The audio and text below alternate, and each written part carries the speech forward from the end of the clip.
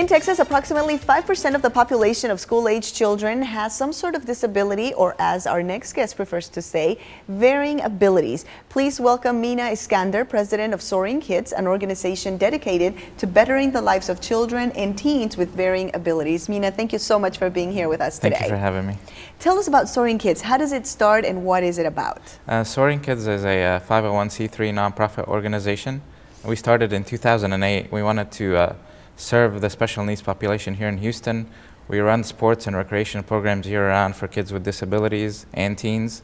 And we just saw a big need from the families to get something like this started.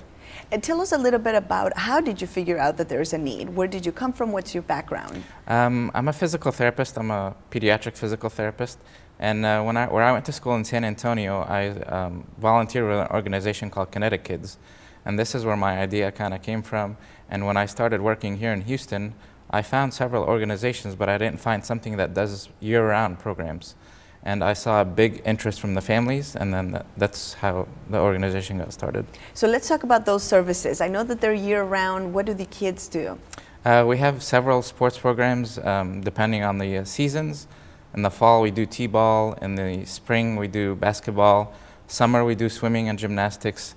And we're looking to add more sports as we go. We also do recreational and educational activities, Art for All programs, Camp Day for families, galas, and we're always looking to grow. And I know that, and we're looking at the video, I know that these kids have abilities. Some of them are very serious. They cannot walk, they cannot run. How can they play soccer? How can they play basketball? Someone would ask. What would you say? All our programs are designed by physical, occupational, and speech therapists. So we kind of sit together before we start the program and put together a game plan of how to adapt the activities for not just the physically special needs kids, but also the ones with the learning disabilities, speech disabilities. So that's what's cool about our organization. We're run by physical, occupational, and speech therapists. And these kids, I've seen some of the video, these kids, they're active and they're playing. They're kids, they want to play even if they have a disability. How do you have them play with each other with just one coach? Do you have volunteers per kid? How do you guys do that? Our organization is really special because we have a one-on-one volunteer to child basis. And we have one coach that leads the activities. Usually, depending on the age groups, we divide the kids into 2 age groups. And that makes it really special because some of these kids have never had the opportunity to be in a team setting, with kids that are, fairly similar to them, and they get to experience, having teammates and being part of a team. So that's what's cool.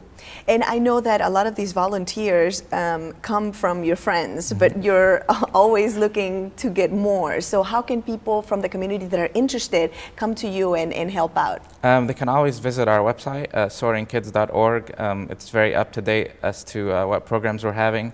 I'm always trying to reach out to, like the HCC students, Lone Star College students, several universities around town. That's been our biggest need. We need volunteers to make our organization successful. And speaking about the finances, I know that these kids, a lot of them have struggles in the finance department with their families. How do you guys help them out? Depending on if a family comes to us and they really want their child to participate, money's never been an issue. We offer scholarships to cover the cost of the program for the family, even if they have 2-3 children. Money's never been something that would stop a kid from participating. And that's very nice to hear. But you need the money to run this organization. So how do you guys get funded? We actually, in the past year, we started kind of spreading the word out about what we do and getting sponsorships. And you can always go online, and we have a PayPal account set up where you can donate.